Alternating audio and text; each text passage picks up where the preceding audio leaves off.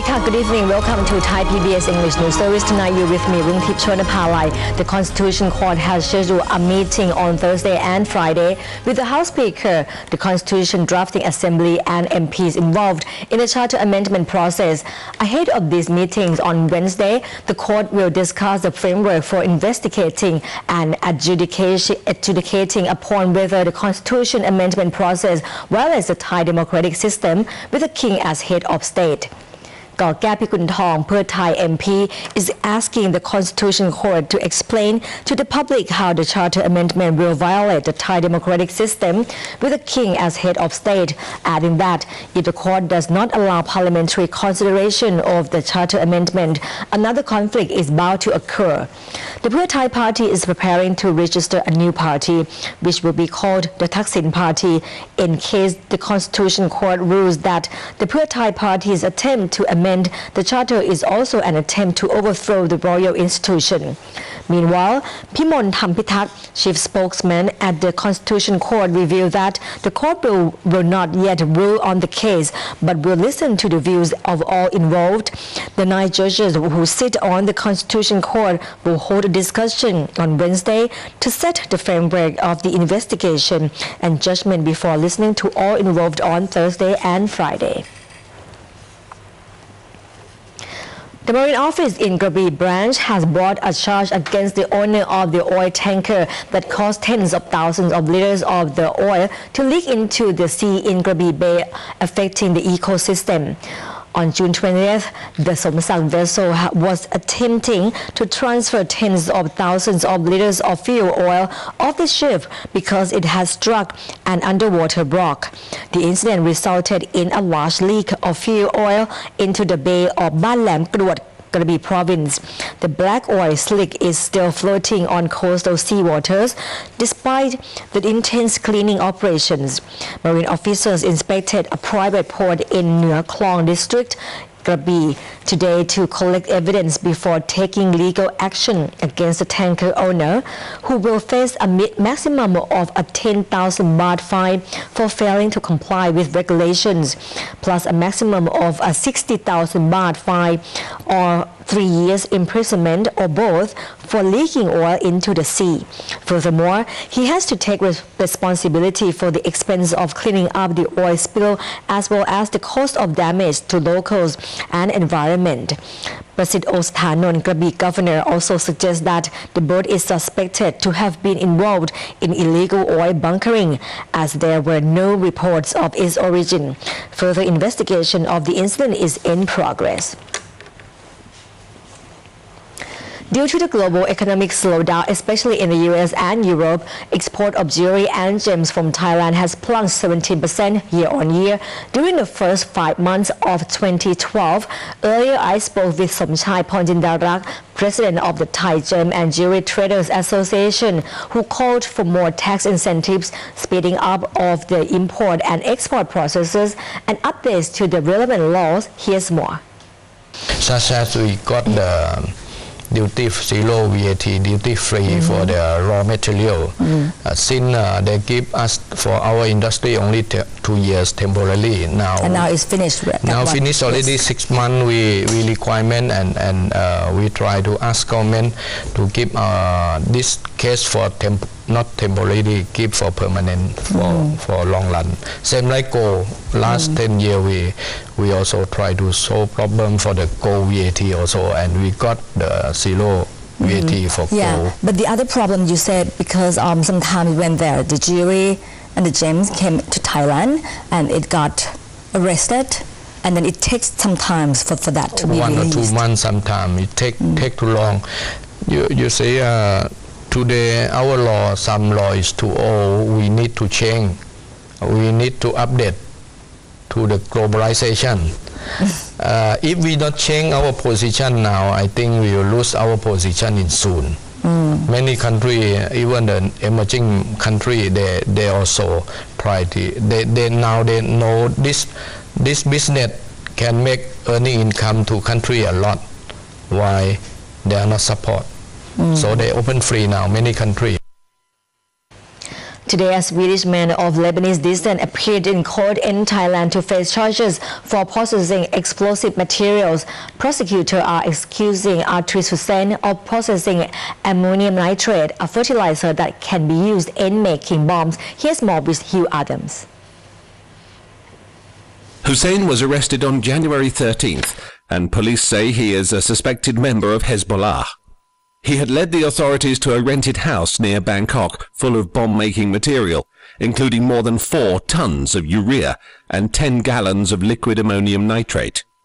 Security experts have expressed concern over Thailand's ability to foil future attacks. In the case of Atris Hussein, Thai officials have faced criticism for focusing on getting the story off the front pages instead of effective investigation.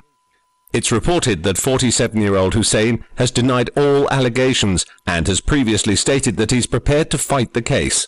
Relaxed visa restrictions aimed at boosting Thailand's economically vital tourist industry, combined with ineffective law enforcement, have the potential to make Thailand a haven for foreign criminals.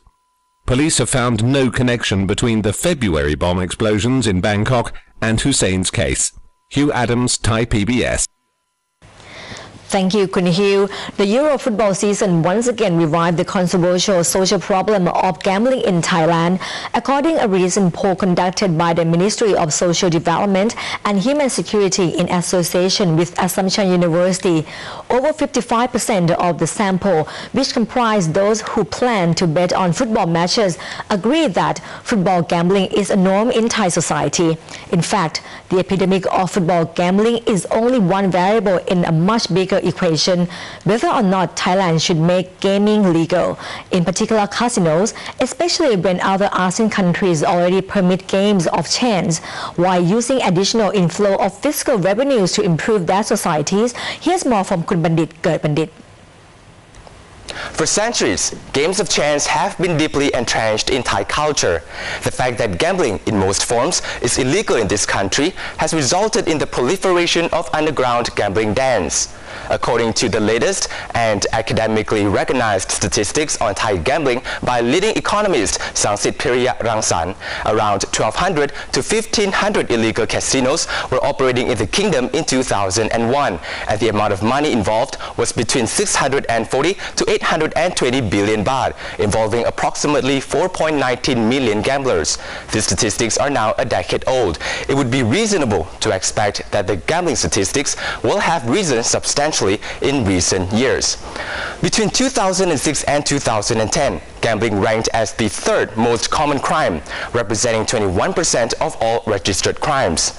Despite penalties clearly outlined in the Gambling Act of 1935, the number of gambling cases in the trial, appeal, and Supreme Courts remains sky high, which would suggest that the current punishments are ineffective penalties and do little at deterring those who gamble and those who offer gambling services. Even more troubling is the fact that the vicious cycle of gambling, getting punished and returning to gambling again, continues on and on. ถ้าไปดูการลงโทษเกี่ยวกับกฎหมายการพนัน If we look at punishments associated with the gambling law, we will see that they are light penalties with a paltry fine of 2,000 to 6,000 baht. Even jail terms are short. Convicts are imprisoned for no more than a matter of weeks or a couple of months. When their jail terms end, these people quickly return to gambling, and this vicious circle repeats. The next time they get caught again, they might even receive bail from gambling den owners and return to their routine again and again. Are we going to let this continue forever? While gaming is illegal here, some Thai gamblers avoid being caught by simply visiting casinos in neighboring countries where casinos and gambling are legal. According to the 2001 statistics, 2.98 million Thai gamblers traveled to nearby countries, spending roughly 71 to 85 billion baht per year on betting. Fast forward to 2009 and over 12 million locals passed through border checkpoints, and experts believe 95% of them traveled to gamble.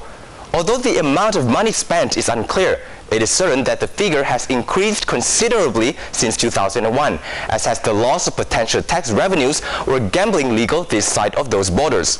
While legalization of gambling in Thailand would allow the government to collect considerable additional revenues, experts are keen to remind the country that remedying social problems should be the prime reason for the state to legalize casinos, not just the influx of additional fiscal revenue. I believe that England is a good model for Thailand. The British government collects very low taxes on gambling, as its primary reason to legalise casinos was to prevent European mafia, like those from France, from controlling illegal gambling dens in England and bribing the police. Therefore, the British government's decision to legalise gambling was for a social cause, rather than for additional fiscal revenues. While legalizing casinos has its benefits, especially when the value of the huge gambling industry in Asia is expected to hit almost $80 billion or over 2.5 trillion baht in the next 3 years, underprepared legal structures and management frameworks mean that some experts believe that Thailand is not yet ready to handle the challenges that come with legalizing gambling. I still believe that at the moment we should not legalize any casino, any gambling business, and we need to use the law enforcement to solve the problem. I still believe that at the moment, and for the two groups of people, opponent between the one who support to have a legal casino or legal gambling business and the other who is not support. I think both of them can discuss about this based on the academic knowledge. Debates on whether or not casinos should be made legal have gone on for years, and both sides of the argument have their own legitimacy. Proponents of legal gambling say that through well-managed casinos, the country will gain from additional revenues, which can then be spent on social causes such as rehabilitating gambling addicts and suppressing crime. On the contrary, opponents argue that gambling infringes on religious principles and that legalizing gambling will only increase the level of crimes and family breakdown, and that it is a clear form of regressive tax, as low-income people gamble the most. Simply put, there is no easy answer. The only way forward is more public debate. Thank you, Kun Bandit. A robust national education policy is one of the most significant preparatory steps towards membership of the AEC 2015, because our children will be the generation that has to deal with this major societal change.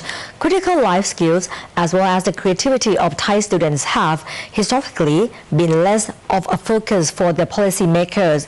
This must be a major concern as we open the country up in the next 3 years. Reviewing the education policies of other ASEAN countries has shown that Thai education policy fails to go beyond the simple memorizing of facts inside the classroom or the rote learning system. Here's more from Kun Kankorn Raktham.